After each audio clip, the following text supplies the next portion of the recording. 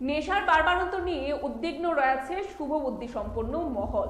বিশেষ করে নেশা থেকে মুক্ত হোক যুব সমাজ দাবি করেছেন একাংশ।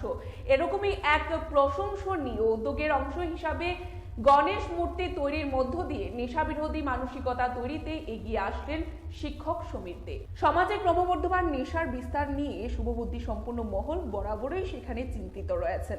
সরকারের পাশাপাশি বিভিন্ন অংশের তরফ থেকে নেশা বিরোধী মানসিকতা তৈরি করার জন্য প্রচেষ্টা অব্যাহত রয়েছে। এরকমই এক ইতিবাচক প্রচেষ্টা উপস্থাপন করে সমাজের মধ্যে নজির তৈরি করেছেন হাপানিয়ার জনৈক ইংরেজি বিষয়ের শিক্ষক সমীর দে। এবং তিনি বিশেষ করে একটা অংশের যুবক এবং ছাত্ররা ইনজেকশনের সিরিঞ্জ ব্যবহার করে বিভিন্ন প্রকারের নেশা গ্রহণ করে, যা থেকে এইচআইভি সংক্রমিত হওয়ার সম্ভাবনা থেকে শুরু করে অঙ্কুরেই যাবতীয় যে সম্ভাবনা রয়েছে তার বিনাশের ক্ষেত্র তৈরি হচ্ছে অনেক ক্ষেত্রে।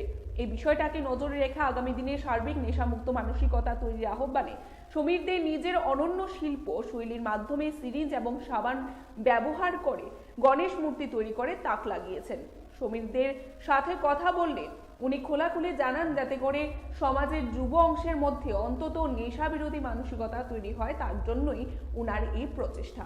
লাস্ট কয়েক বছর ধরে ড্রাগসও খুব মানে বেড়ে গেছে, ড্রাগসের ইউজ মানে যুব সমাজের মধ্যে, যেটা খুব আমাদের কাছে বিপজ্জনক মনে হচ্ছে। মানে একটা ইয়াং জেনারেশন একটা বড় অংশই নষ্ট হয়ে যাচ্ছে, মানে তারা জাস্ট স্পয়েলড হয়ে যাচ্ছে ড্রাগস ইউজ করে। তো আমি ভাবলাম যে এই বিশাল একটা উৎসবের মধ্যে যদি এই মেসেজটা আমি দিতে পারি যে